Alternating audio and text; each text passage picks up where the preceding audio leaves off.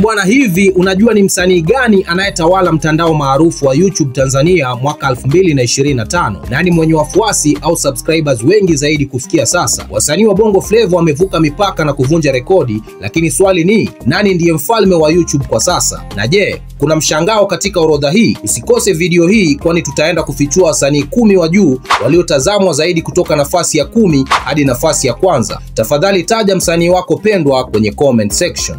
Nafasi ya 10 ni Rose Muhando akiwa na subscribers milioni 1.43. Malkia huyu wa muziki wa Injili Rose Muhando amekuwa mstari wa mbele katika kueneza ujumbe wa kiroho kupitia nyimbo zake zenye nguvu kama Ni Bebe, Utamu wa Yesu, Secret Agenda na zingine nyingi. Safari yake ya muziki imekuwa ya kipekee sana, huku ikigusa maisha ya wengi ndani na nje ya Tanzania. Nafasi ya 9 ni Nandy akiwa na subscribers milioni 1.59. Anajulikana kama The African Princess. Nandy amejitokeza kama moja ya wasanii wa kike wenye ushawishi mkubwa. Baada ya kushinda tuzo ya Afrima mwaka 2017, alianzisha lebo yake ya muziki The African Princess mwaka 2023, na pia ni balozi wa UNICEF katika kampeni za maji na usafi wa mazingira.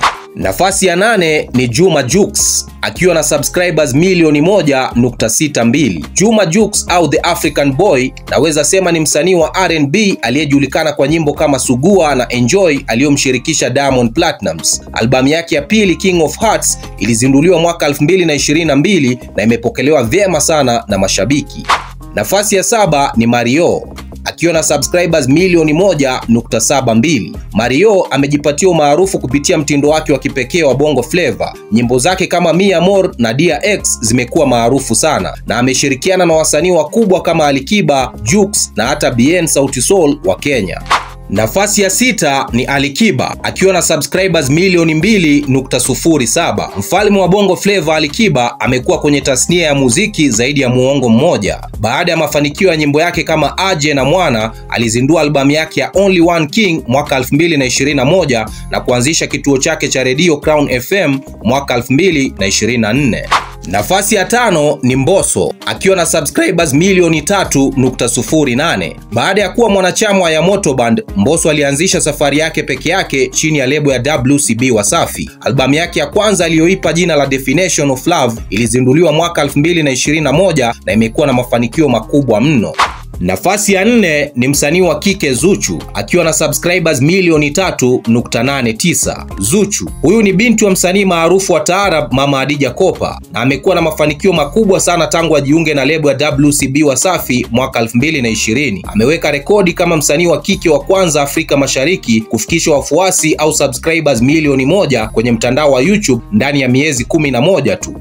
Nafasi ya 3 ni Harmonize akiwa na subscribers milioni 5.08. Baada ya kuanza chini ya lebo ya WCB Wasafi, Harmonize alianzisha lebo yake ya Konde Music Worldwide. Albamu yake ya Afro East ilizinduliwa mwaka 2020 na imekuwa na mafanikio makubwa sana, akiwa ameshirikiana na wasanii kama Burna Boy na Yemi Alade, wote kutoka nchini Nigeria.